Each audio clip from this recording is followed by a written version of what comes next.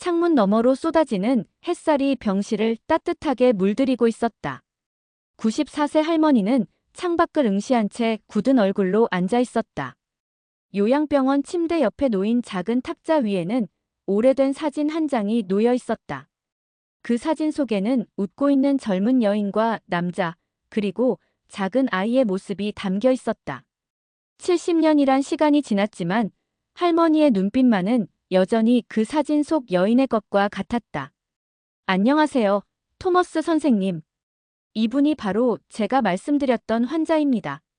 간호사의 안내로 들어선 외국인 남성은 조심스럽게 할머니에게 다가갔다.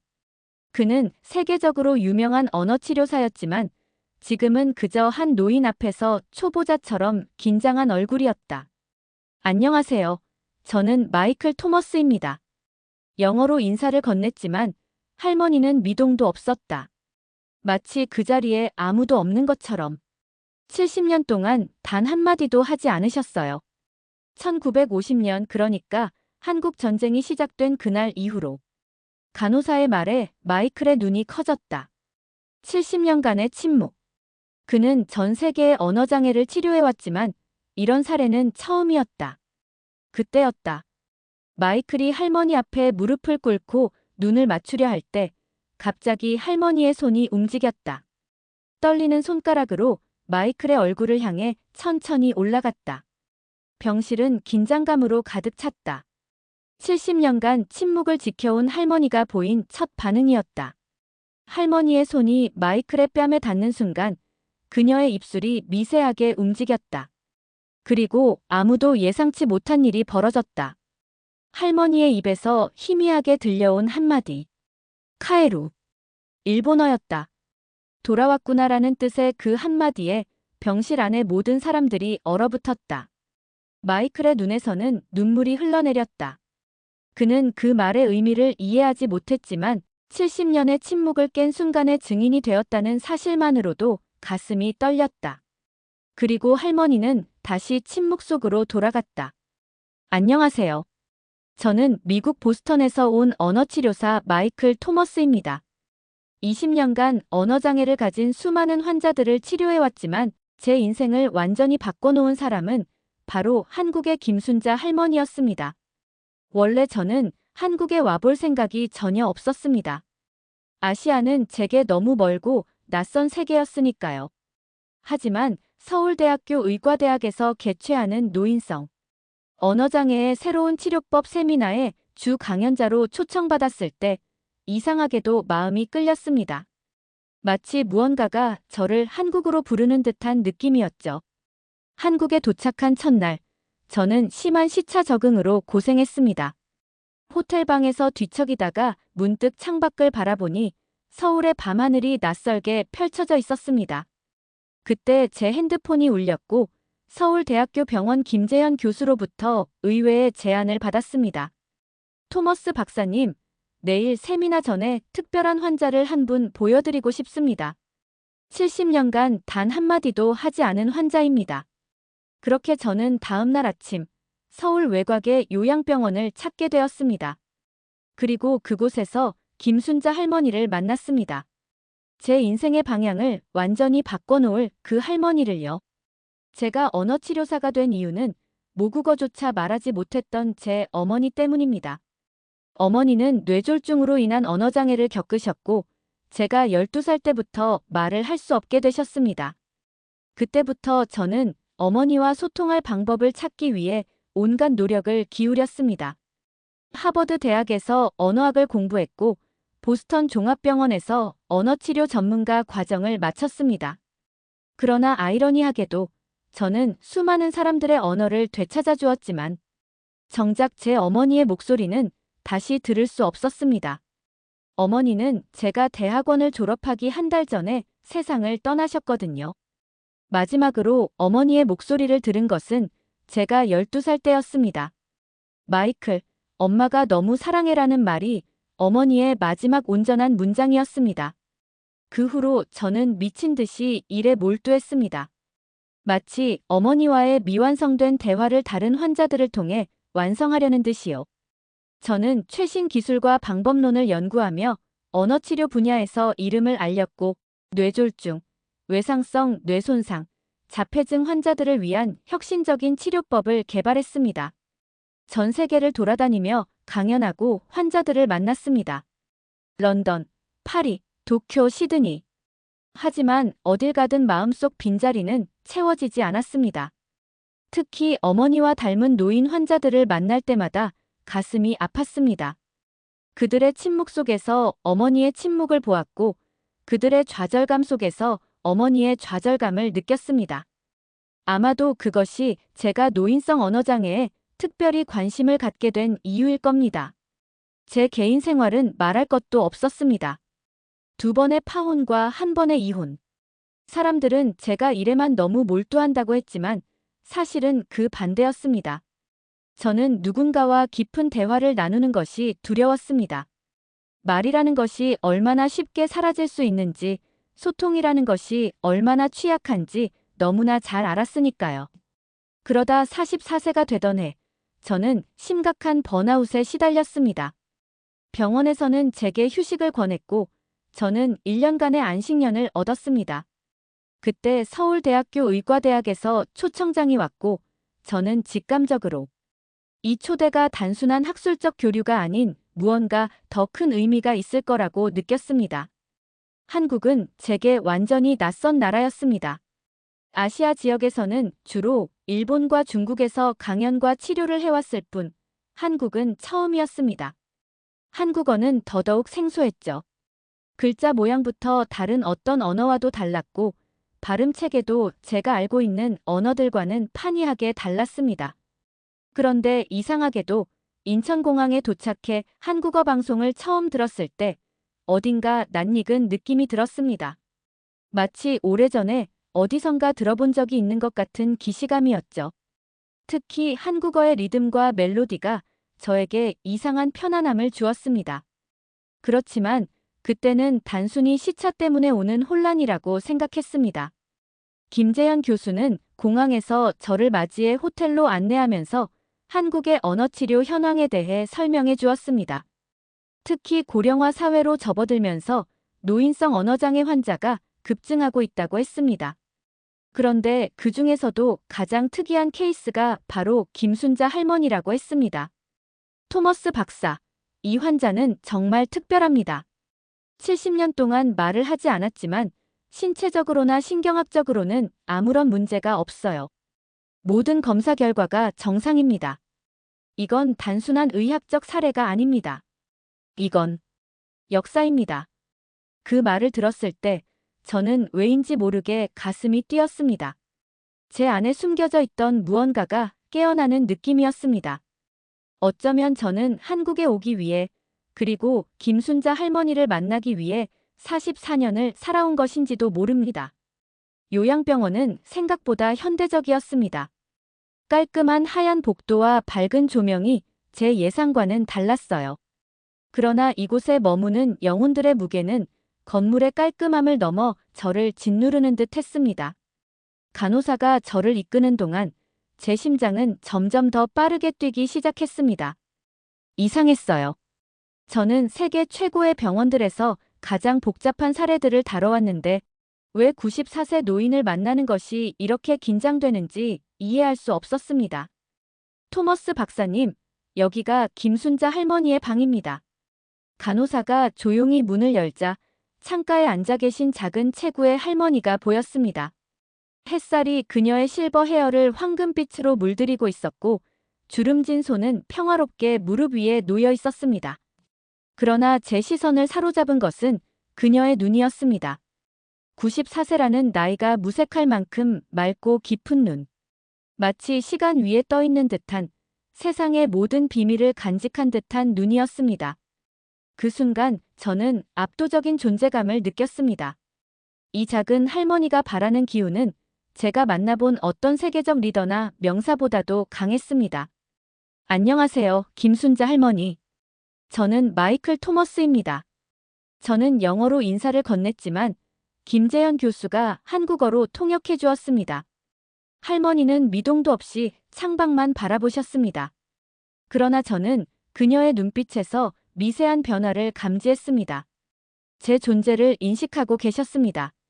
할머니는 한국 전쟁이 발발한 1950년 6월 25일 이후로 단 한마디도 하지 않으셨습니다. 가족들은 모두 전쟁 중에 잃으셨고 유일하게 살아남으신 분입니다. 김 교수의 설명을 들으며 저는 할머니 곁으로 다가갔습니다. 교과서에서만 읽었던 역사가 이 할머니의 침묵 속에 살아 숨쉬고 있었습니다. 70년의 침묵. 그것은 단순한 언어장애가 아니라 역사의 무게였습니다. 검사 결과로는 아무런 신경학적 문제가 없습니다. 성대도 뇌의 언어 영역도 정상입니다. 이건 의학적으로 설명할 수 없는 사례입니다. 저는 조심스럽게 할머니 앞에 무릎을 꿇고 그녀의 눈높이에 맞추었습니다. 그리고 용기를 내어 한국어로 물었습니다. 출발 전에 미리 준비해둔 한마디였죠. 안녕하세요.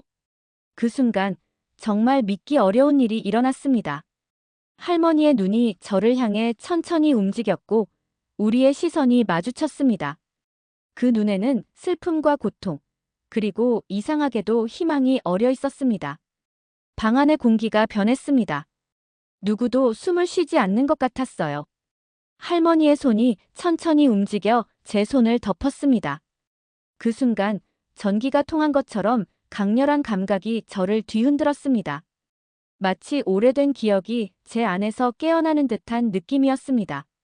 할머니의 손은 차갑고 마른 종이처럼 약했지만 그 접촉은 불처럼 뜨거웠습니다. 토머스 박사, 이건 정말 놀라운 일입니다.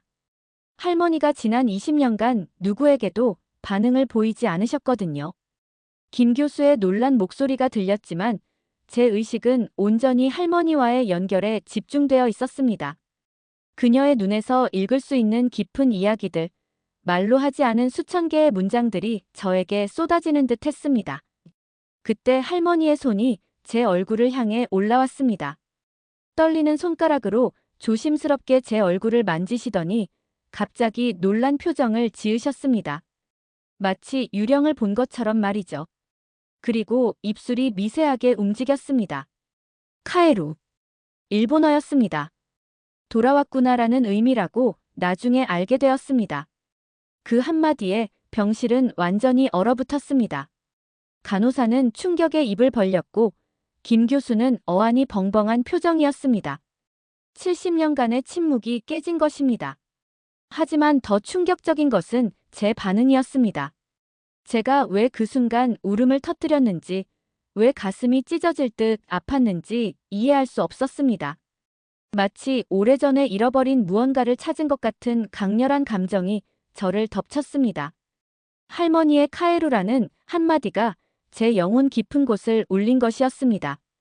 그리고 할머니는 다시 침묵 속으로 돌아갔습니다. 하지만 그 짧은 순간의 연결은 무언가가 시작되었음을 알리는 신호였습니다. 저는 이 할머니의 이야기를 알아야 했습니다. 그녀의 침묵 속에 숨겨진 진실을 찾아야 했습니다. 어쩌면 그것은 제 어머니와의 미완성된 대화를 완성하는 길일지도 모른다는 생각이 들었습니다. 할머니와의 첫 만남 이후 저는 그녀의 과거에 대해 알아내기로 결심했습니다. 김 교수의 도움으로 할머니의 의료 기록과 남아있는 개인 서류들을 검토할 수 있었습니다. 하지만 문서들은 너무 단편적이었습니다. 한국 전쟁 중 많은 기록이 소실되었고 남은 것들도 불완전했습니다. 기록상으로 김순자 할머니는 1931년 경상북도의 한 작은 마을에서 태어났습니다.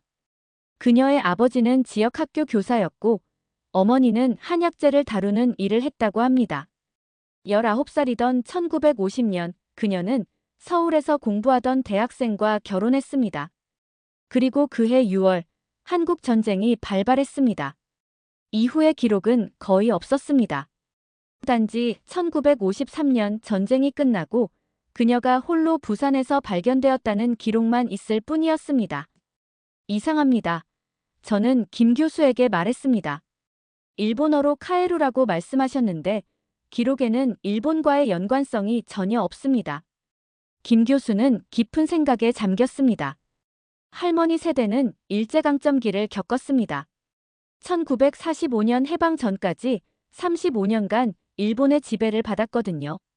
학교에서 일본어를 배웠을 겁니다. 그것만으로는 설명이 되지 않았습니다. 왜 70년간 침묵을 지키다가 첫마디를 일본어로 말씀하셨을까요?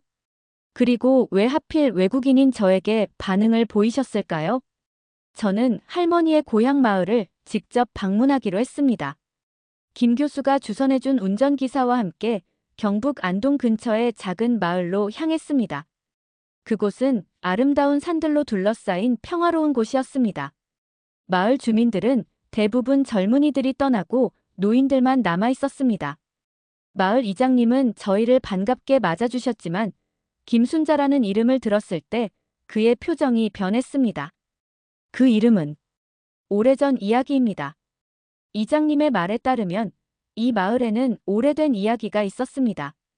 일제강점기 때 마을의 한 한국인 교사가 일본군 장교의 딸과 비밀 연애를 했다는 이야기였습니다. 두 사람은 비밀리에 결혼했고 그 여자는 한국 이름을 갖게 되었다고 합니다. 하지만 그것이 김순자 할머니와 어떤 관련이 있는지는 명확하지 않았습니다. 마을을 떠나기 전 저는 오래된 학교 건물을 방문했습니다.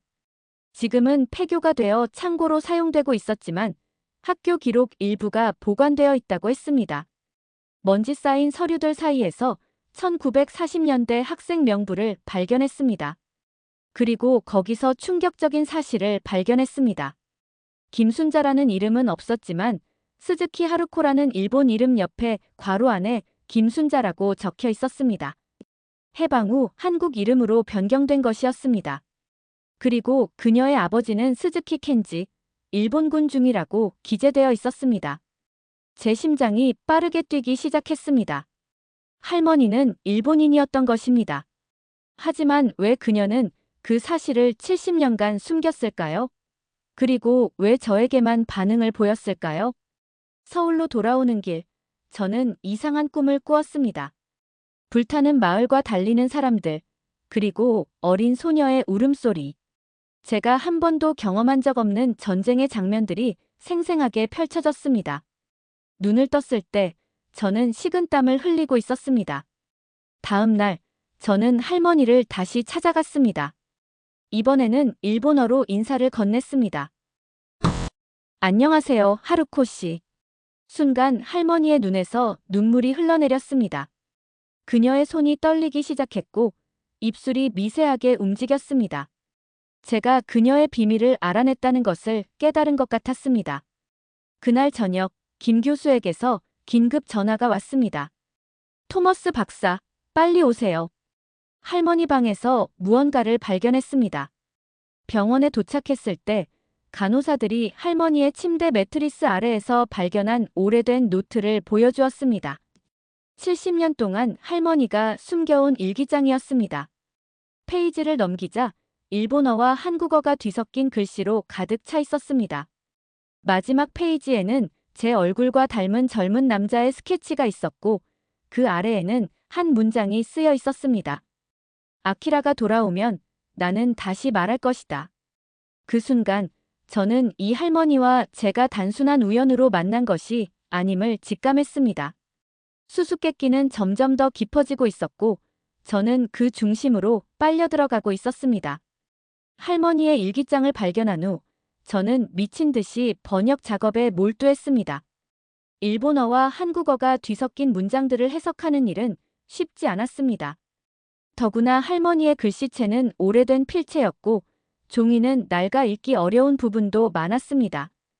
김 교수가 한국어 부분을 도와주었고 저는 일본어 번역 앱을 사용했지만 정확한 의미를 파악하기는 여전히 어려웠습니다. 일기장의 첫 페이지는 1950년 6월 24일 전쟁 발발 하루 전 날짜로 시작되었습니다. 내일 서울에서 남편과 아들을 만난다. 마침내 우리 가족이 다시 하나가 된다. 그리고 다음 페이지부터는 혼란스러운 내용들이 이어졌습니다. 전쟁의 공포, 가족을 찾아 헤매는 과정, 그리고 반복적으로 언급되는 아키라라는 이름이 있었습니다. 하지만 가장 충격적인 내용은 할머니가 단순히 일본인이 아니라는 것이었습니다. 그녀는 일본군 장교의 딸이었지만 한국인 지식인과 결혼했고 비밀리에 한국 독립운동을 지원했다는 것이었습니다. 또한 그녀는 한글 교육을 위한 비밀 조직에 관여했던 것 같았습니다. 일제강점기 때 한글 사용이 금지되었을 때 그녀는 남편과 함께 한글 교재를 만들고 배포하는 일을 했던 것입니다.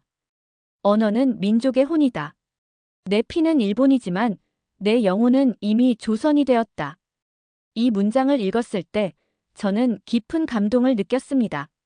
하지만 일기장은 갑자기 1950년 6월 28일에 끝났습니다. 그 이후의 이야기는 기록되어 있지 않았습니다. 무슨 일이 있었길래 할머니는 70년간 침묵을 지켰을까요? 그리고 아키라는 누구였을까요? 할머니와의 소통을 시도하기 위해 저는 다양한 방법을 시도했습니다. 먼저 일본어로 대화를 시도했습니다. 하루코 씨, 저는 당신의 이야기를 알고 싶습니다. 아키라에 대해 말해주세요. 할머니의 눈에서 눈물이 흘렀지만 더 이상의 반응은 없었습니다. 다음으로 저는 그림 카드를 이용한 소통을 시도했습니다. 한국 전쟁 시기의 사진들, 서울의 옛 모습, 일본 풍경 등 다양한 이미지를 보여드렸지만 할머니는 그저 멍하니 바라볼 뿐이었습니다. 음악 치료도 시도했습니다. 1940년대 일본 가요와 한국 민요를 번갈아 들려드렸습니다. 특히 아리랑을 들려드렸을 때 할머니의 손가락이 미세하게 움직이는 것을 발견했지만 그것이 전부였습니다. 일주일이 지나도 진전이 없자 저는 점점 좌절감을 느꼈습니다. 세계적인 언어치료사로서의 자부심이 무너지는 것 같았습니다. 제 방법론과 기술이 이 한 할머니 앞에서는 아무런 소용이 없었습니다. 하루는 병원 옥상에서 담배를 피우며 서울의 밤하늘을 바라보고 있었습니다. 저는 담배를 거의 피우지 않지만 극도의 스트레스를 받을 때면 가끔 찾게 되는 나쁜 습관이었습니다. 토머스 박사, 여기서 뭐 하세요? 김 교수가 옥상으로 올라왔습니다. 그의 얼굴에는 걱정의 기색이 역력했습니다. 실패했어요. 저는 고백했습니다. 저는 도와드릴 수 없을 것 같습니다. 할머니의 침묵은 단순한 언어장애가 아니에요. 그것은 선택입니다. 70년간 지켜온 그녀만의 맹세 같은 것이죠. 김 교수는 조용히 제 옆에 서서 함께 야경을 바라보았습니다. 토머스 박사, 당신은 할머니에게 특별합니다. 우리가 20년간 보지 못한 반응을 이끌어냈어요. 포기하지 마세요. 그날 밤, 제 호텔방으로 돌아와 할머니의 일기장을 다시 펼쳤습니다. 혹시 놓친 부분이 있는지 확인하기 위해서였습니다. 그리고 마지막 페이지를 다시 보았을 때 제 심장이 멈추는 것 같았습니다. 일기장 마지막 페이지에 그려진 남자의 얼굴. 그것은 거울을 보는 것 같았습니다. 물론 제가 아니었습니다. 하지만 그 눈, 코, 입의 모양은 너무나 제 것과 닮아 있었습니다. 특히 왼쪽 눈썹 위의 작은 흉터까지 똑같았습니다. 저는 10살 때 자전거 사고로 그 흉터를 갖게 되었는데 그림 속 남자도 같은 자리에 흉터가 있었습니다. 아키라. 제가 그의 이름을 속삭였을 때 갑자기 강한 두통이 밀려왔습니다. 눈앞이 하얗게 변하더니 온갖 이미지가 번쩍였습니다. 불타는 마을, 울부짖는 사람들, 어린아이를 안고 달리는 여인. 저는 바닥에 쓰러졌고 그것이 제가 기억하는 마지막 순간이었습니다. 다음 날 아침, 저는 병원 병실에서 눈을 떴습니다. 김 교수가 걱정스러운 얼굴로 저를 내려다보고 있었습니다. 토머스 박사, 괜찮으세요? 호텔 직원이 당신이 쓰러진 것을 발견하고 신고했어요. 저는 천천히 일어나 앉았습니다. 머리는 여전히 아팠지만 이상하게도 마음은 맑아진 느낌이었습니다. 마치 오랫동안 싸워온 무언가와의 전쟁에서 마침내 항복한 것 같은 평온함이 있었습니다. 김 교수님, 저는 할머니를 다시 만나야 합니다. 그리고 제 가족 역사에 대해 알아봐야 할 것 같습니다. 퇴원 후 저는 제 가족 역사를 파헤치기 시작했습니다. 어머니는 제가 대학에 입학할 때 돌아가셨고 아버지는 제가 15살 때 심장마비로 세상을 떠났습니다. 그래서 가족 역사에 대해 물어볼 사람이 많지 않았습니다. 유일하게 연락할 수 있는 사람은 샌프란시스코에 살고 있는 이모뿐이었습니다. 마이클, 오랜만이구나. 무슨 일이니? 전화 너머로 이모의 목소리가 들렸습니다. 저는 망설임 없이 물었습니다. 이모, 우리 가족 중에 일본이나 한국과 연관된 사람이 있나요? 잠시 침묵이 이어졌습니다. 그리고 이모의 떨리는 목소리가 들렸습니다. 왜 갑자기 그런 걸 물어보니? 이모의 반응은 제 예상보다 훨씬 강렬했습니다. 무언가 숨기고 있다는 것이 분명했습니다. 저는 한국에서 있었던 일들을 간략하게 설명했고, 특히 김순자 할머니와의 만남에 대해 이야기했습니다. 하루코. 그 이름을 내가 어떻게 알게 됐니? 이모의 말에 제 심장이 멈추는 것 같았습니다. 이모가 할머니의 일본 이름을 알고 있었던 것입니다. 이모, 제발 모든 것을 말해주세요. 이모는 깊은 한숨을 내쉬었습니다. 그리고 우리 가족의 숨겨진 역사가 펼쳐지기 시작했습니다. 내 할아버지는 미군이었단다. 한국 전쟁 때 참전했지. 그리고 거기서 한 여자를 만났어. 그 여자의 이름이 김순자였어. 일본인이었지만 한국 이름을 사용했지. 두 사람은 사랑에 빠졌고 내 할아버지는 그녀를 미국으로 데려오려고 했어. 하지만 전쟁의 혼란 속에서 그녀를 잃어버렸지. 할아버지는 그녀가 죽었다고 생각했단다. 저는 숨을 쉴 수 없을 정도로 충격을 받았습니다. 김순자 할머니가 제 할머니라고. 어떻게 이런 일이 가능할까요? 하지만 할아버지는 결국 할머니와 결혼하셨잖아요. 그래, 할아버지는 한국에서 돌아온 후 내 할머니를 만났지. 하지만 할아버지는 평생 김순자를 잊지 못했단다. 내 아버지에게 아키라라는 중간 이름을 지어준 것도 그 때문이야. 그건 김순자와의 사이에서 가졌던 아이의 이름이었거든. 이 말은 마치 벼락처럼 저를 강타했습니다. 아버지의 중간 이름이 아키라였다는 사실을 저는 알지 못했습니다. 그리고 더 충격적인 사실은 할아버지와 김순자 할머니 사이에 아이가 있었다는 것입니다. 그 아이는 어떻게 됐나요? 아무도 모른단다. 전쟁 중에 실종됐어. 할아버지는 아이를 찾기 위해 전쟁이 끝난 후에도 몇 번이나 한국을 방문했지만 아무런 소식도 얻지 못했어. 결국 포기할 수밖에 없었지. 저는 그 자리에서 무너지는 것 같았습니다. 제가 지금 찾고 있는 할머니는 제 친할머니였고 그녀가 찾던 아키라는 저의 또 다른 할아버지가 될 수도 있는 사람이었습니다. 이 모든 것이 너무 비현실적으로 느껴졌습니다. 이모, 할아버지의 사진이 있나요? 특히 젊었을 때 사진이요. 이모는 잠시 후 할아버지의 젊은 시절 사진을 이메일로 보내주었습니다. 떨리는 손으로 사진을 열었을 때 저는 소리를 지를 뻔했습니다. 사진 속 젊은 할아버지의 모습은 할머니의 일기장에 그려진 남자와 놀랍도록 닮아 있었습니다. 그리고 가장 놀라운 것은 그 모습이 저와도 매우 흡사하다는 것이었습니다. 다음 날 아침 일찍 저는 할머니를 만나러 병원으로 달려갔습니다. 가슴은 터질 듯이 뛰고 있었고 머릿속은 혼란스러웠습니다.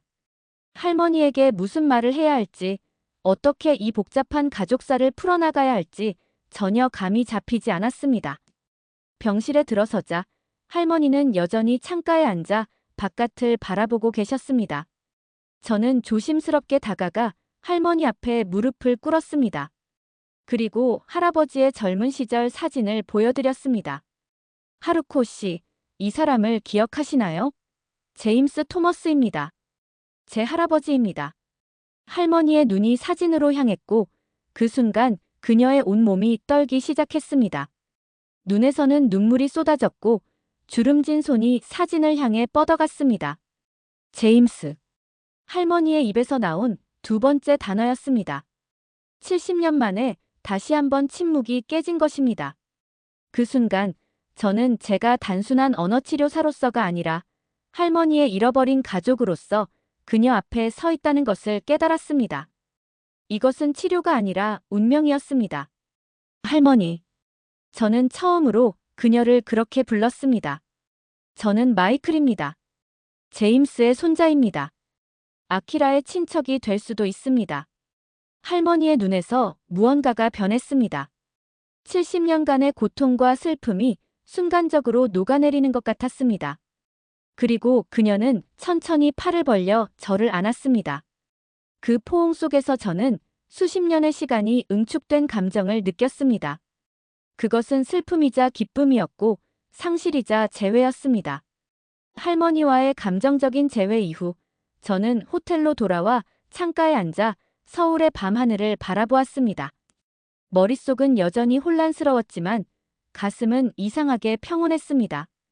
마치 오랫동안 찾아 헤매던 무언가를 마침내 발견한 것 같은 안정감이 느껴졌습니다. 제 인생에서 처음으로 제가 어디에서 왔는지, 제가 누구인지에 대한 실마리를 찾은 것 같았습니다. 창밖으로 보이는 한강의 물결이 달빛에 반짝이는 모습을 바라보며 저는 지난 44년의 제 삶을 돌아보기 시작했습니다. 언어치료사로서의 제 정체성, 어머니의 상실로 인한 트라우마, 친밀한 관계를 형성하는 데 어려움을 겪었던 이유. 모든 것이 새로운 맥락에서 이해되기 시작했습니다. 어쩌면 제가 언어치료사가 된 것은 단순히 어머니와의 소통을 회복하고 싶었던 욕구 때문만이 아니었을지도 모릅니다. 더 깊은 곳에서는 저 자신의 뿌리, 제 혈통의 언어를 찾고자 하는 무의식적 열망이 있었던 것은 아닐까요? 한국어와 일본어는 제게 완전히 낯선 언어였지만 첫 번째 한국어 문장을 들었을 때 느꼈던 그 이상한 친밀감이 이제야 이해가 됩니다.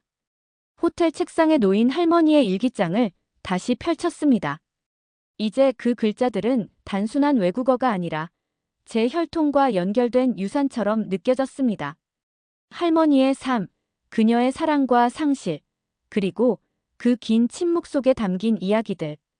그것은 어떤 의미에서는 제 이야기이기도 했습니다. 언어는 민족의 혼이다. 할머니의 일기에 적힌 이 문장이 이제는 더 깊은 의미로 다가왔습니다. 언어는 단순한 소통의 도구가 아니라 정체성이자 존재의 방식이었습니다. 할머니가 70년간 침묵을 지켰던 이유도 어렴풋이 이해가 되기 시작했습니다. 그것은 상실에 대한 애도였을 뿐만 아니라 복잡한 정체성 사이에서의 저항이었을 것입니다. 일본인이지만 한국인의 삶을 선택했고 한국인과 미국인 사이에서 갈등했던 할머니의 삶은 얼마나 복잡했을까요?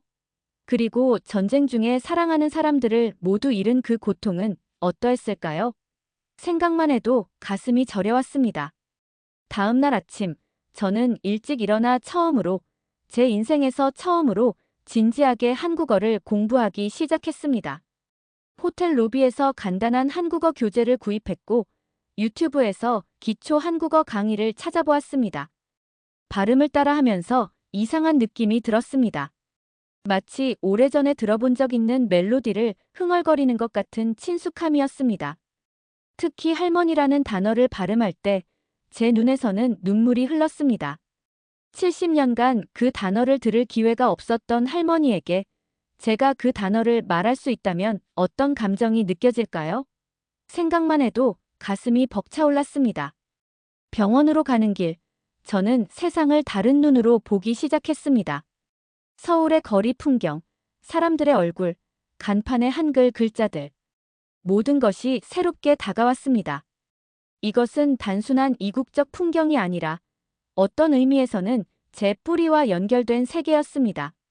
할머니를 만났을 때 저는 조심스럽게 준비해온 문장을 말했습니다. 안녕하세요, 할머니. 제 서툰 발음에도 불구하고 할머니의 눈에서는 환한 빛이 번쩍였습니다. 그리고 70년 만에 처음으로 그녀의 입에서 한국어가 흘러나왔습니다. 우리 손자.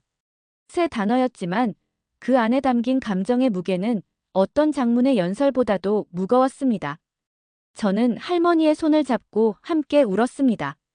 그것은 슬픔의 눈물이 아니라 오랜 시간 끝에 찾아온 화해와 치유의 눈물이었습니다. 그날 저는 세미나 강연을 취소했습니다. 세계적인 언어치료사로서의 직업적 의무보다 인간으로서, 손자로서의 의무가 더 중요하게 느껴졌습니다. 김 교수는 이해해 주었고 오히려 제게 더 많은 시간을 할머니와 보내라고 권했습니다. 토머스 박사, 당신은 지금 언어치료사가 아닙니다. 당신은 그녀의 가족입니다. 그리고 때로는 전문적인 치료보다 사랑하는 사람의 존재 자체가 더 강력한 치유력을 가질 수 있습니다. 김 교수의 말은 저에게 깊은 통찰을 주었습니다. 제가 지금까지 언어의 기술적 측면, 치료의 방법론에만 집중했다면 이제는 언어의 더 깊은 의미, 즉 연결과 정체성, 그리고 사랑의 표현으로서의 언어를 이해하기 시작한 것입니다. 그 순간 저는 제 인생의 방향이 바뀌었음을 느꼈습니다. 이것은 단순한 학술적 방문이나 전문적 호기심의 충족이 아니라 제 존재의 근원을 찾아가는 여정이 되었습니다. 그리고 그 여정의 중심에는 70년간의 침묵 끝에 제게 손자라고 불러준 할머니가 있었습니다. 할머니와 저는 매일 조금씩 대화를 나누기 시작했습니다. 처음에는 간단한 인사와 짧은 문장들이었습니다. 할머니의 목소리는 오랜 침묵으로 인해 쉬어 있었고 말씀하실 때마다 큰 노력이 필요해 보였습니다. 하지만 그 눈빛에서 저는 말을 하고 싶어하는 강한 의지를 느낄 수 있었습니다. 할머니, 오늘은 어떠세요? 제가 서툰 한국어로 물으면 할머니는 미소를 지으며 대답하셨습니다. 괜찮아. 우리 손자가 와서 기뻐. 이렇게 간단한 대화로 시작했지만 일주일이 지나자 할머니의 말문이 점점 트이기 시작했습니다. 70년간의 침묵이 조금씩 녹아내리는 것을 목격하는 것은 정말 놀라운 경험이었습니다. 의학적으로는 설명할 수 없는 현상이었지만 인간적으로는 완벽하게 이해할 수 있었습니다. 할머니에게는 말할 이유가 생긴 것입니다. 그리고 그 이유가 바로 저였습니다. 저는 매일 할머니께 미국에서의 제3 언어치료사로서의 경험, 그리고 어머니에 대한 이야기를 해드렸습니다. 특히 어머니의 언어장애에 대한 이야기를 들려드렸을 때 할머니의 눈에서는 깊은 이해와 공감이 느껴졌습니다. 언어는 강물과 같아. 할머니가 어느 날 갑자기 말씀하셨습니다. 멈추면 썩고 흐르면 생명을 줘. 그 말에 저는 깊은 감동을 받았습니다. 70년간 침묵하셨던 분이 언어에 대해 이렇게 심오한 통찰을 가지고 계셨다니 놀라웠습니다. 할머니에게 언어란 단순한 소통의 도구가 아니라 생명의 흐름 그 자체였던 것입니다. 저는 할머니와 함께 한국어를 배우기 시작했습니다. 할머니는 제게 단어들을 가르쳐 주셨고 저는 그 발음을 따라 했습니다. 처음에는 어색했지만 점점 자연스러워졌습니다. 특히 가족 관련 단어들 어머니, 아버지, 할아버지, 할머니, 아들, 손자를 배울 때는 할머니의 눈에 항상 눈물이 고였습니다. 할머니, 할아버지 제임스와 어떻게 만나셨어요? 어느 날 용기를 내어 물었습니다. 할머니는 잠시 창밖을 바라보시더니 천천히 이야기를 시작하셨습니다. 1950년 한국 전쟁이 발발했을 때 할머니는 서울에서 한국인 남편과 살고 있었습니다. 그녀는 일본인이었지만 이미 한국에 완전히 동화되어 있었고 한글 교육을 위한 비밀 활동에 참여하고 있었습니다. 전쟁이 시작되고 할머니는 남편과 함께 남쪽으로 피난을 가다가 폭격을 만났습니다. 남편은 그 자리에서 사망했고 할머니는 혼자 부상을 입은 채 떠돌게 되었습니다. 그때 미군 의료팀에 의해 구조되었고 그곳에서 제임스 토머스, 제 할아버지를 만났던 것입니다. 제임스는 천사 같았어. 나를 치료해주고 음식을 주고 그리고 사랑해줬지. 할머니와 할아버지는 전쟁의 혼란 속에서 사랑에 빠졌고 곧 아이를 가졌습니다. 그 아이의 이름이 아키라였습니다. 하지만 행복은 오래가지 않았습니다. 다시 북한군의 남하가 시작되었고 할아버지의 부대는 급히 이동해야 했습니다. 제임스는 우리를 미국으로 데려가겠다고 약속했어. 하지만 그날 밤 할머니의 이야기는 여기서 끊겼습니다. 너무 고통스러운 기억이었던 것 같았습니다. 저는 더 이상 질문하지 않았습니다. 할머니가 준비되었을 때 나머지 이야기를 들려주실 것이라고 믿었습니다. 대신 저는 할머니에게 제 어머니, 즉 할머니의 손녀가 되었을 사람에 대한 이야기를 해드렸습니다. 어머니의 사진을 보여드리자 할머니는 오랫동안 그 사진을 바라보셨습니다. 눈이 제임스와 똑같네. 그 말을 듣고 저는 갑자기 깨달았습니다. 제가 어머니의 눈을 물려받았고 그것은 할아버지의 눈이었으며 할머니는 그 눈을 통해 잃어버린 사랑을 다시 보고 있는 것입니다. 세대를 넘어 이어지는 유전자의 연결고리가 이렇게 우리를 하나로 묶고 있었습니다. 할머니의 건강이 점점 회복되면서 병원 의사들은 그녀를 놀랍다고 평가했습니다. 70년의 침묵이 깨진 것만으로도 의학적 기적이었지만 94세의 나이에 이렇게 빠르게 회복하는 것은 더욱 놀라운 일이었습니다. 어느 날 저는 할머니께 특별한 선물을 준비했습니다. 작은 녹음기였습니다. 할머니의 목소리를 기록하고 싶었고 또한 할머니께서 혼자 있을 때도 자신의 생각과 기억을 말씀하실 수 있도록 하기 위함이었습니다. 할머니, 이건 작은 선물이에요. 할머니의 이야기를 녹음해서 제가 미국에 돌아가더라도 할머니 목소리를 들을 수 있게요. 할머니는 조심스럽게 녹음기를 만져보시더니 미소를 지으셨습니다. 그리고 제게 물으셨습니다. 미국에 돌아가야 하니? 그 질문에 저는 마음이 아팠습니다. 사실 세미나는 이미 끝났고 보스턴으로 돌아가야 할 시간이 다가오고 있었습니다. 하지만 할머니를 두고 떠난다는 생각은 할 수 없었습니다. 아직 결정하지 않았어요, 할머니. 하지만 제가 어디에 있든 우리는 계속 연락할 거예요. 그날 밤 호텔로 돌아와 깊은 고민에 빠졌습니다. 미국에서의 제 삶, 제 경력, 제 환자들. 하지만 다른 한편으로는 방금 찾은 할머니, 제 뿌리, 그리고 새롭게 발견한 정체성이 있었습니다. 어떤 선택을 해야 할지 혼란스러웠습니다. 다음 날 아침, 평소보다 일찍 병원에 도착했을 때 저는 충격적인 광경을 목격했습니다. 할머니의 병실 문이 열려 있었고 낯선 사람들이 할머니의 침대 주변에 모여 있었습니다. 그들은 일본어로 대화하고 있었습니다. 무슨 일이에요? 저는 서둘러 들어가 물었습니다. 그중 한 사람, 60대로 보이는 여성이 저를 향해 돌아섰습니다. 그녀의 눈은 할머니와 닮아 있었습니다. 당신이 마이클 토머스 씨인가요? 네, 그렇습니다. 당신들은 누구시죠? 저는 스즈키 미도리입니다. 하루코의 조카입니다. 이분들은 우리 가족입니다. 할머니에게 일본의 가족이 있었다니 저는 믿을 수 없었습니다. 더구나 그들이 갑자기 나타난 이유는 무엇일까요? 이모 할머니가 갑자기 말을 하기 시작했다는 소식을 듣고 서둘러 왔습니다. 70년 동안이나 소식이 없었는데 미도리의 설명에 따르면 할머니는 일본 교토의 명문 가문 출신이었습니다. 그녀의 아버지는 일본군 장교였지만 할머니는 반전 사상을 가지고 있었고 19살에 가출하여 한국으로 왔다고 합니다. 그 후 한국인 남성과 결혼했고 일본 가족들과는 연락을 끊었습니다. 할머니는 깨어나 일본 가족들을 보자 놀란 표정을 지었습니다. 하지만 곧 감정을 가라앉히고 일본어로 그들과 대화를 시작했습니다. 저는 그들의 대화를 이해할 수 없었지만 할머니의 표정에서 복잡한 감정을 읽을 수 있었습니다. 대화가 끝난 후 미도리가 제게 다가왔습니다. 토머스 씨, 우리는 이모 할머니를 일본으로 모시고 가려고 합니다. 그곳에서 전문적인 치료를 받으실 수 있고 가족들과 함께 지내실 수 있습니다. 그 말을 듣는 순간 제 심장이 무너져 내리는 것 같았습니다. 할머니를 다시 잃게 된다니 이제 막 찾았는데. 하지만 제가 무슨 권리로 할머니의 진짜 가족들에게 반대할 수 있을까요?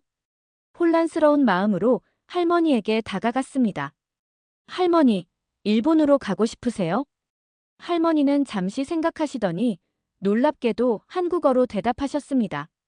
마이클, 나는 이제 비밀을 말할 때가 왔다고 생각해. 그리고 할머니는 미도리에게 일본어로 뭔가를 말씀하셨고 미도리는 잠시 망설이다가 다른 가족들과 함께 병실을 나갔습니다. 우리 둘만 남게 되자 할머니는 제게 베개 밑에서 작은 열쇠를 꺼내주셨습니다.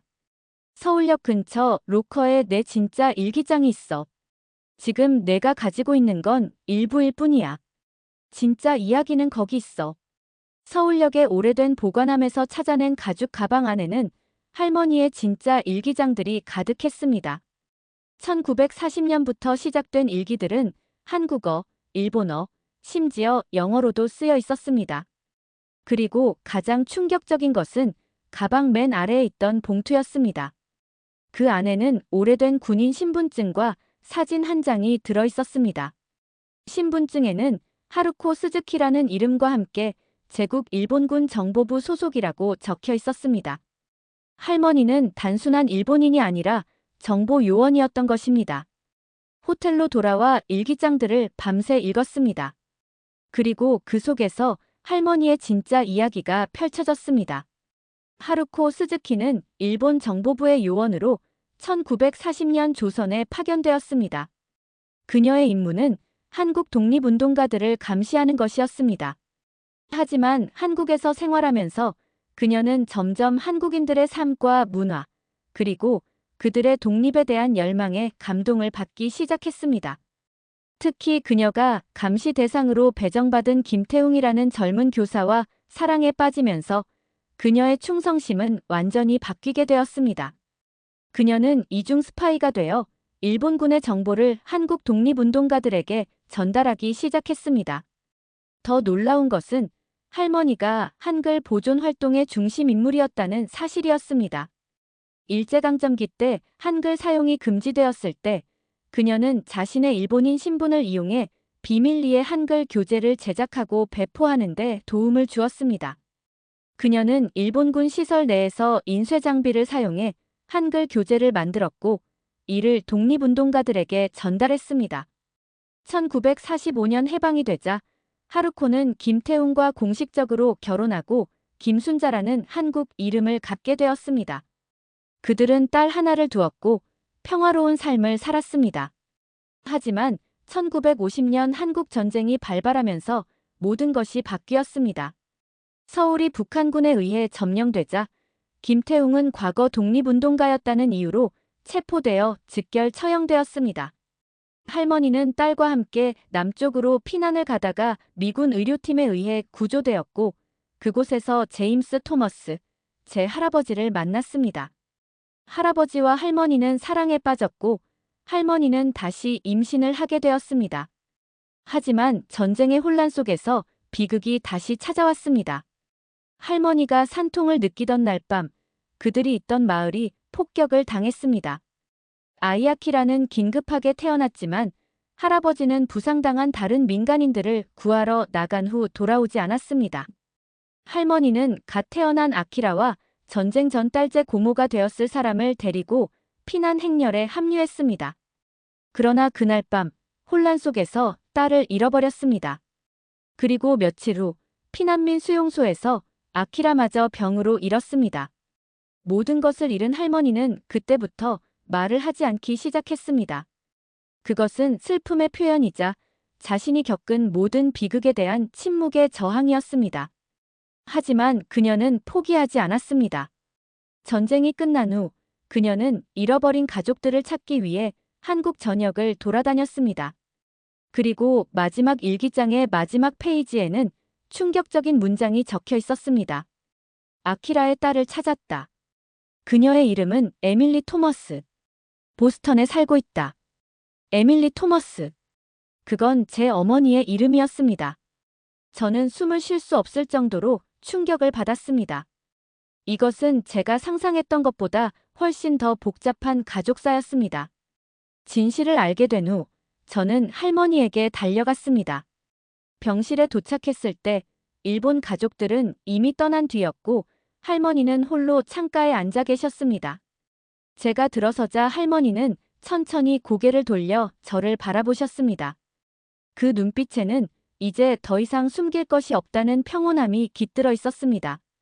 할머니, 모든 것을 알았어요. 제가 말했습니다. 제 어머니가 아키라의 딸이었군요. 할머니는 천천히 고개를 끄덕이셨습니다. 내가 처음 들어왔을 때 알아봤어.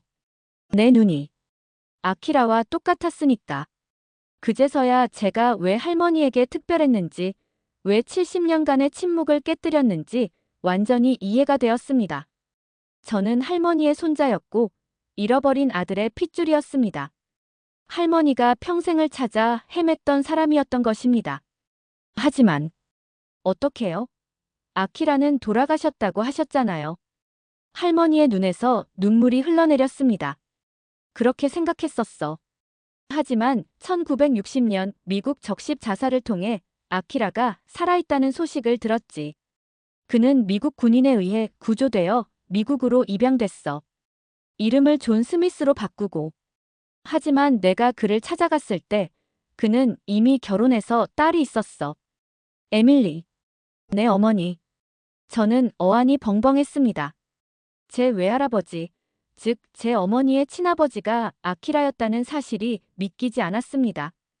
그리고 더 놀라운 것은 할머니가 1960년대에 제 어머니를 만났다는 사실이었습니다. 할머니는 왜 그때 진실을 말하지 않으셨어요? 할머니는 깊은 한숨을 내쉬셨습니다. 아키라. 아니, 존은 나를 알아보지 못했어. 전쟁의 트라우마로 어린 시절의 기억을 모두 잃었던 거야. 그에게는 이미 미국인 부모가 있었고 행복한 가정이 있었지. 내가 나타나서 그 평화를 깨고 싶지 않았어. 그 말을 들으니 할머니의 70년간의 침묵이 더 깊은 의미로 다가왔습니다. 그것은 단순한 상실의 슬픔이 아니라 사랑하는 아들을 위한 희생이었던 것입니다. 그래서 난 멀리서 지켜보기로 했어. 매년 한 번씩 보스턴을 방문해서 너희 가족을 몰래 지켜봤지. 내가 자라는 모습도 봤어. 내가 자전거를 타다 넘어져 눈썹에 상처를 입었을 때도 있었지. 그 말에 저는 충격을 받았습니다. 제가 10살 때 다친 그 상처를 할머니가 알고 계셨다니. 할머니는 정말로 제 인생의 그림자처럼 항상 곁에 계셨던 것입니다. 하지만 1990년대 초 내 건강이 악화되면서 더 이상 미국을 방문할 수 없게 됐어. 그때부터 너희와의 연결이 끊어졌지. 할머니의 이야기를 들으며 저는 평생 느껴왔던 이상한 감각들이 이제야 이해되기 시작했습니다. 어린 시절, 때때로 누군가 저를 지켜보는 것 같은 느낌, 특별한 날이면 항상 받던 발신이 넘는 카드들. 그것이 모두 할머니였던 것입니다. 깊은 감동에 사로잡혀 저는 할머니에게 제안을 했습니다. 할머니, 이 이야기를 기록으로 남겨야 해요. 할머니의 삶, 할머니가 한글 보존을 위해 했던 일들, 그리고 우리 가족의 이야기까지. 이것은 단순한 개인사가 아니라 역사입니다. 할머니의 눈이 반짝였습니다. 그녀도 같은 생각을 하고 있었던 것 같았습니다. 그래, 마이클.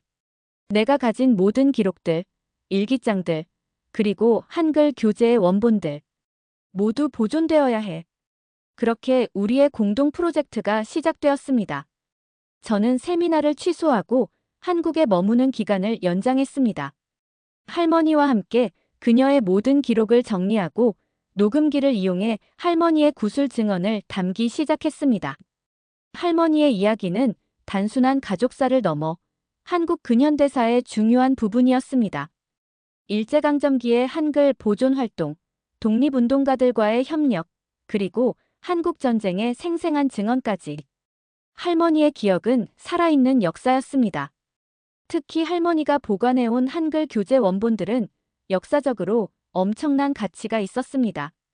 그것은 일제강점기 때 비밀리에 만들어진 것으로 한글의 역사를 연구하는 데 중요한 자료였습니다. 김 교수의 도움으로 우리는 서울대학교 한국학연구소와 연계하여 할머니의 자료들을 디지털화하고 보존하는 작업을 시작했습니다.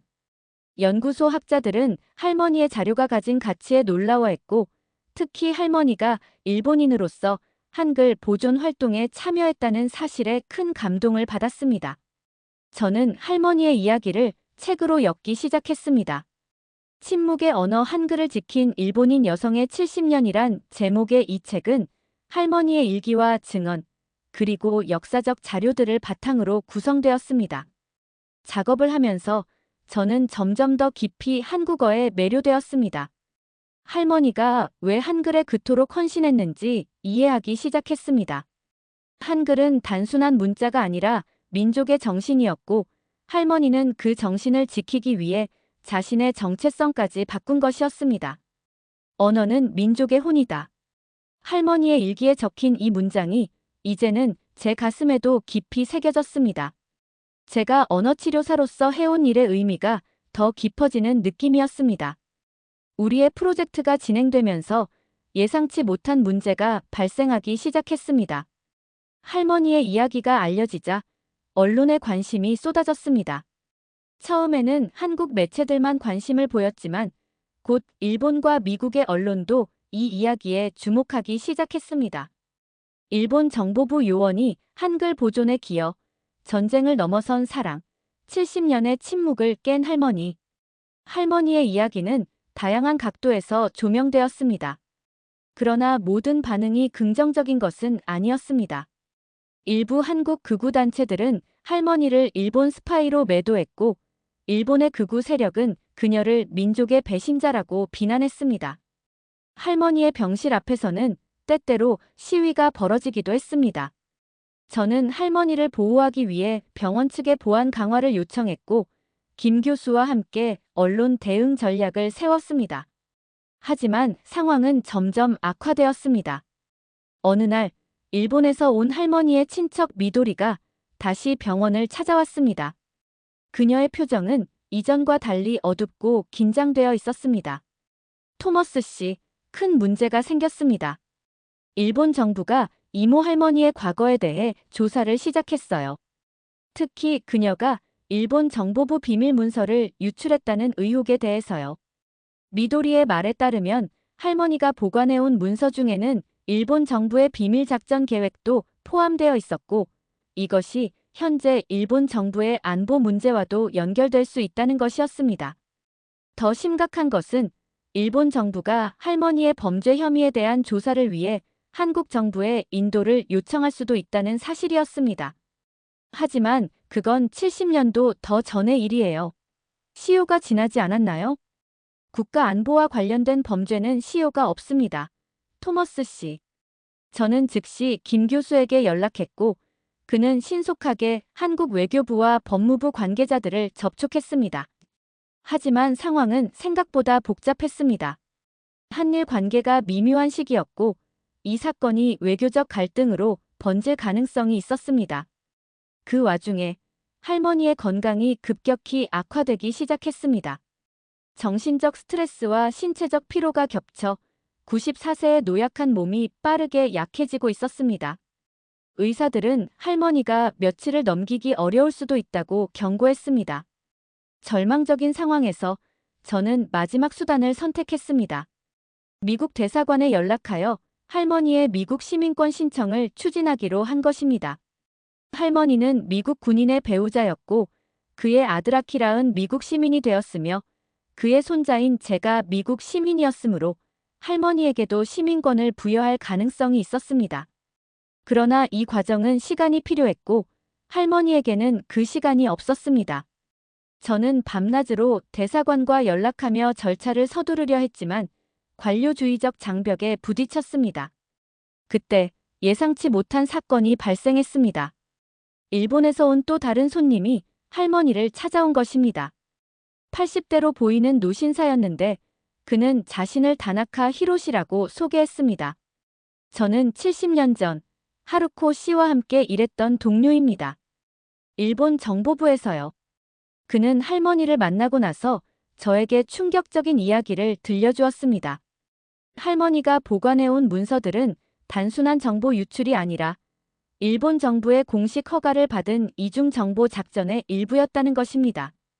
할머니는 표면적으로는 한국 독립운동가들을 감시했지만 실제로는 그들을 보호하고 일본 극우 세력의 만행을 막기 위한 비밀 임무를 수행하고 있었다는 것이었습니다. 하루코 씨는 영웅입니다. 토머스 씨. 그녀는 양쪽에서 오해받으며 홀로 싸워왔습니다. 이제 그녀의 명예를 회복시켜 줄 때가 왔습니다. 다나카는 자신이 가진 비밀 문서들, 할머니의 진짜 인물을 증명하는 자료들을 제공하겠다고 했습니다. 그리고 그는 일본 정부의 영향력이 있는 인사들을 접촉하여 할머니에 대한 조사를 중단시키겠다고 약속했습니다. 저는 그의 말을 온전히 믿을 수 없었지만 다른 선택지가 없었습니다. 다나카의 도움을 받아들이기로 했고 그는 즉시 행동에 나섰습니다. 그러나 모든 것이 너무 늦은 것 같았습니다. 할머니의 상태는 계속 악화되었고 의사들은 이제 그녀가 의식을 잃을 수도 있다고 경고했습니다. 저는 할머니의 병상 곁을 떠나지 않고 지켰습니다. 그녀의 손을 잡고 한국어로 속삭였습니다. 할머니, 제발 버텨주세요. 우리는 해결책을 찾고 있어요. 할머니의 명예가 곧 회복될 거예요. 그때 병실 문이 열리고 김 교수가 급하게 들어왔습니다. 그의 표정은 긴장되어 있었지만 눈빛에는 희망이 빛나고 있었습니다. 토머스 박사, 큰 소식이 있습니다. 한국 대통령이 특별 성명을 발표했습니다. 할머니에게 대한민국 특별공로 훈장을 수여하기로 했어요. 한국 대통령의 특별 성명은 상황을 완전히 바꿔놓았습니다. 할머니의 한글 보존 활동과 독립운동 지원이 인정받으면서 그녀는 하루아침에 일본 스파이에서 한국의 영웅으로 변모했습니다. 일본 정부도 다나카의 중재로 할머니에 대한 조사를 중단했고 오히려 그녀의 용기를 기리는 공식 성명을 발표했습니다. 언론의 분위기도 급변했습니다. 비난하던 신문들이 이제는 찬사를 보내기 시작했고 할머니의 삶을 다룬 다큐멘터리가 제작되기도 했습니다. 병원 앞에서는 시위 대신 할머니의 쾌유를 기원하는 시민들이 모여들었습니다. 하지만 할머니의 건강 상태는 여전히 위중했습니다. 외부의 명예 회복에도 불구하고 94세의 노쇠한 몸은 이미 한계에 도달한 상태였습니다. 의사들은 할머니가 며칠을 넘기기 어려울 것이라고 했습니다. 훈장 수여식은 병실에서 간소하게 진행되었습니다. 대통령 대신 문화부 장관이 방문하여 할머니에게 훈장을 전달했고 짧은 인사말을 전했습니다.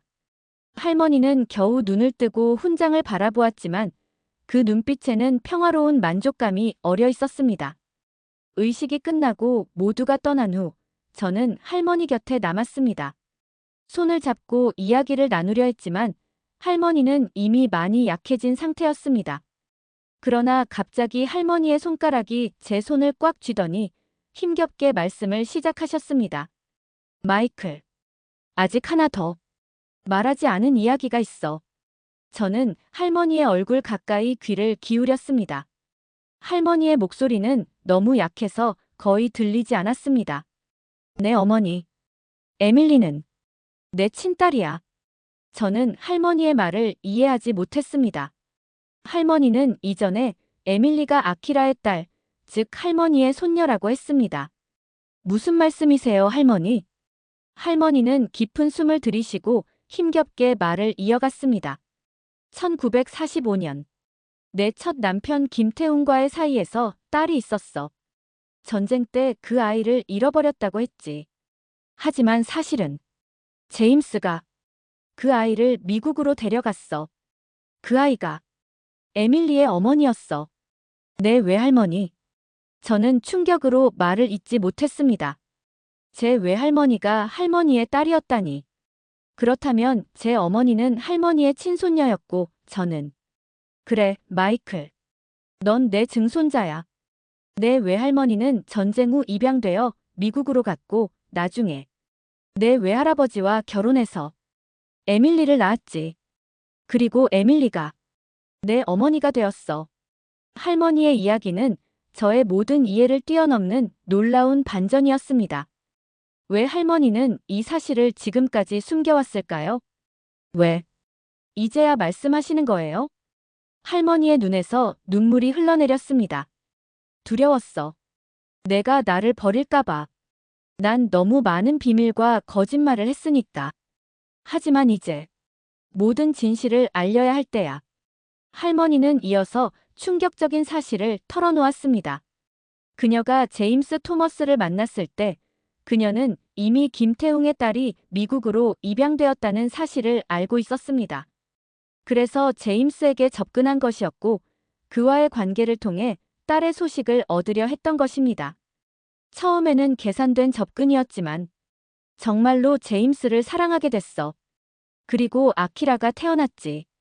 하지만 전쟁의 혼란 속에서 모든 것이 어그러졌어. 할머니의 계획은 제임스와 함께 미국으로 가서 딸을 찾는 것이었습니다. 하지만 폭격으로 제임스와 헤어지게 되었고 아키라마저 잃었다고 생각했습니다.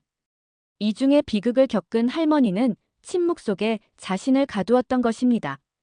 1960년대에 미국에 갔을 때 내 딸을 찾았어. 그녀는 이미 성인이 되어 있었고 행복한 가정을 이루고 있었지. 에밀리도 태어나 있었고 그들의 평화를 깨고 싶지 않았어. 할머니는 멀리서 가족을 지켜보기로 결심했고 그것이 그녀가 70년간 지켜온 또 다른 침묵의 이유였습니다. 그녀는 자신의 존재가 가족들의 행복을 해칠까 두려워했던 것입니다. 미안해, 마이클. 이렇게 복잡하게 만들어서. 하지만 난 항상 너희를 사랑했어. 멀리서 지켜보는 것만으로도 행복했어. 할머니의 눈에서 흐르는 눈물을 닦아드리며 저는 가슴이 터질 듯한 감정을 느꼈습니다.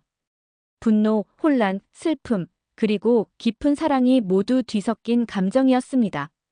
할머니의 인생은 끊임없는 희생과 선택의 연속이었고 그녀는 항상 자신보다 사랑하는 사람들의 행복을 우선시했습니다. 할머니, 저는 할머니를 사랑해요. 무슨 일이 있었든 할머니는 제 가족이에요. 그리고 이제 우리는 함께 있어요. 할머니의 입가에 미소가 번졌습니다. 평화로운 표정으로 그녀는 마지막 말을 속삭였습니다. 마이클, 언어는 정말 놀라운 거야. 70년간 침묵했지만 내 마음은 항상 너희에게 말을 걸고 있었어. 그리고 이제 내 목소리가 너에게 닿았구나. 그리고 할머니는 서서히 눈을 감으셨습니다. 그녀의 호흡은 점점 약해졌지만 얼굴에는 평화로운 미소가 남아 있었습니다. 저는 할머니의 손을 꼭 잡고 그녀가 평생 사랑했던 한국어로 마지막 인사를 건넸습니다. 감사합니다, 할머니. 사랑합니다. 할머니의 마지막 심장 박동이 멈추는 순간 창밖에서 비가 내리기 시작했습니다. 마치 하늘도 이 위대한 영혼의 떠남을 애도하는 것 같았습니다. 70년의 침묵 끝에 찾아온 진실의 순간, 그리고 다시 영원한 침묵으로 돌아간 할머니. 하지만 이제 그녀의 이야기는 결코 침묵 속에 묻히지 않을 것입니다. 할머니의 장례식은 서울 국립현충원에서 국가유공자 예우로 치러졌습니다. 한국 정부의 특별 배려로 일본인이었음에도 불구하고 한국 독립운동에 기여한 공로를 인정받아 이례적인 결정이 내려진 것입니다.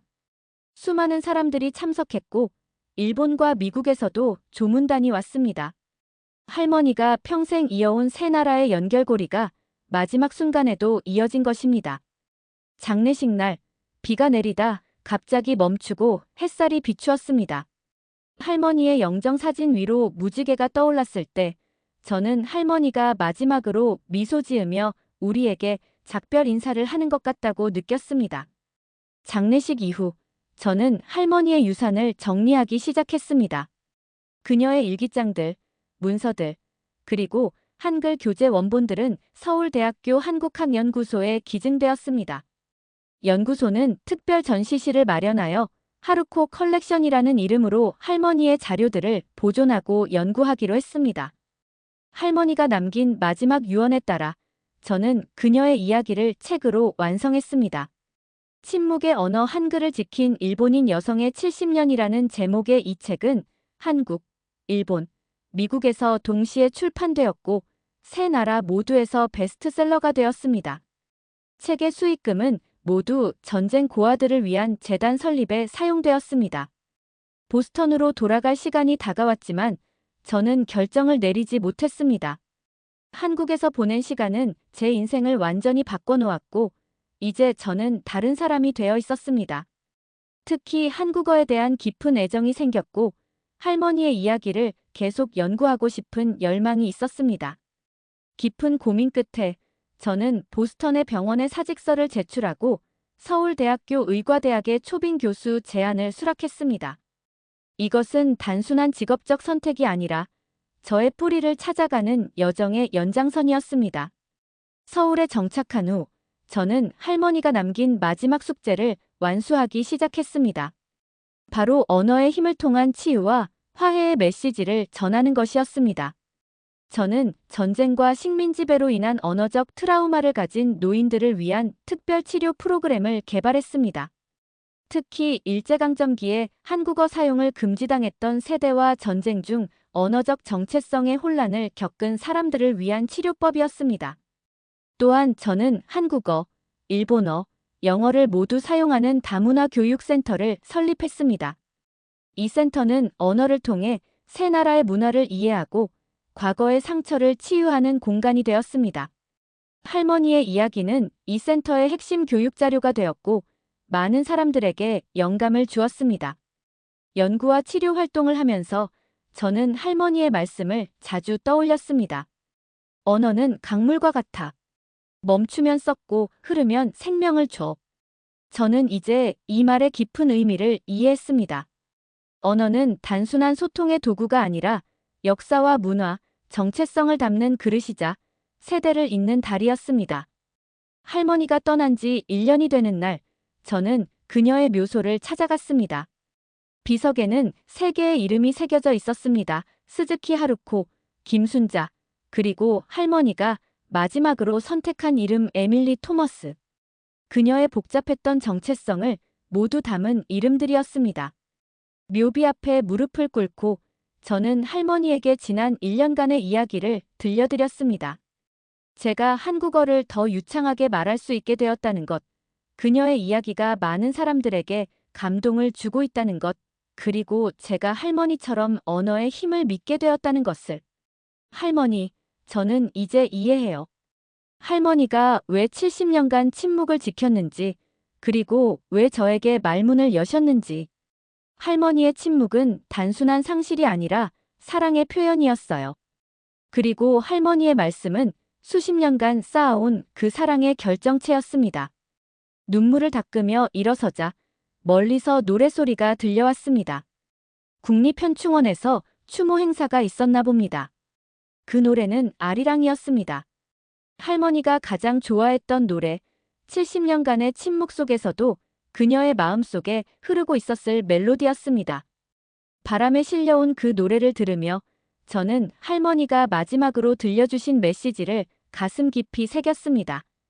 언어는 우리를 나누는 장벽이 아니라 연결하는 다리라는 것을. 그리고 때로는 침묵 속에서도 가장 강력한 메시지가 전해질 수 있다는 것을. 할머니, 저는 당신의 이야기를 계속해서 전할게요. 당신의 침묵이 끝났듯이 역사의 침묵도 끝나게 할게요. 할머니가 떠난 지 5년이 지났습니다.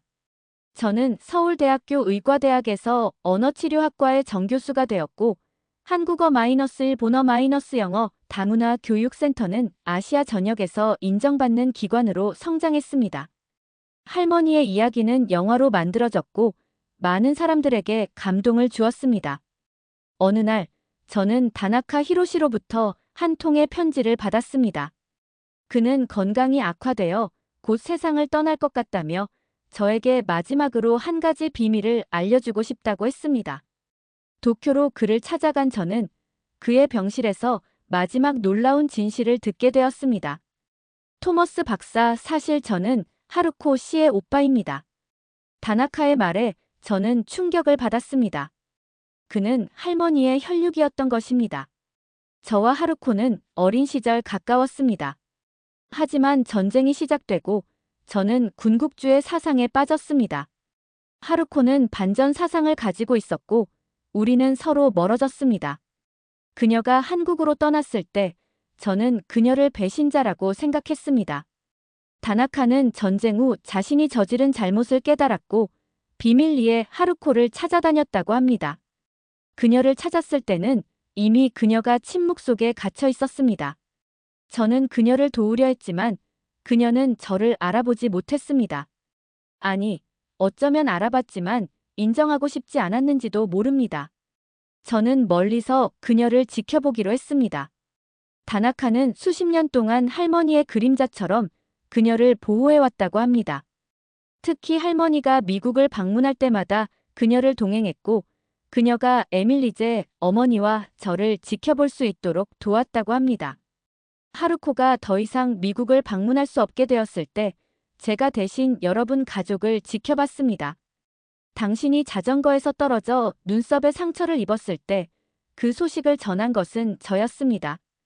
그의 말을 듣고 있자니 어린 시절의 기억이 떠올랐습니다. 때때로 느꼈던 누군가가 지켜보는 듯한 그 감각, 학교 행사에서 멀리서 본 것 같았던 동양인 남성의 얼굴. 그것이 다나카였던 것입니다.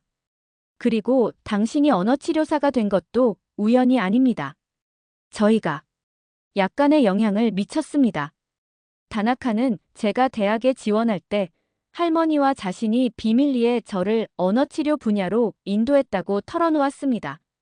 그들은 제가 언젠가 할머니를 만나게 될 것이라고 믿었고 그때 할머니의 침묵을 깨뜨릴 수 있는 사람이 되기를 바랐던 것입니다. 우리는 당신이 언어의 힘을 이해하는 사람이 되기를 바랐습니다. 그리고 당신은 우리의 기대 이상으로 성장했습니다. 마지막으로 다나카는 제 손에 오래된 가족 사진 한 장을 쥐어주었습니다. 그 사진 속에는 어린 하루코와 그녀의 오빠, 그리고 그들의 부모가 있었습니다. 행복하게 웃고 있는 모습이었고 전쟁의 그림자가 드리우기 전에 순수한 시간이 담겨 있었습니다. 이 사진은 우리 가족의 마지막 행복한 순간입니다. 전쟁이 시작되기 전 모든 것이 단순했던 시절이죠. 하루코는 항상 이 순간으로 돌아가고 싶어 했을 겁니다. 다나카의 임종을 지킨 후 저는 서울로 돌아와 할머니의 묘소를 다시 찾았습니다. 이제 저는 할머니의 삶과 선택을 더 깊이 이해할 수 있었습니다.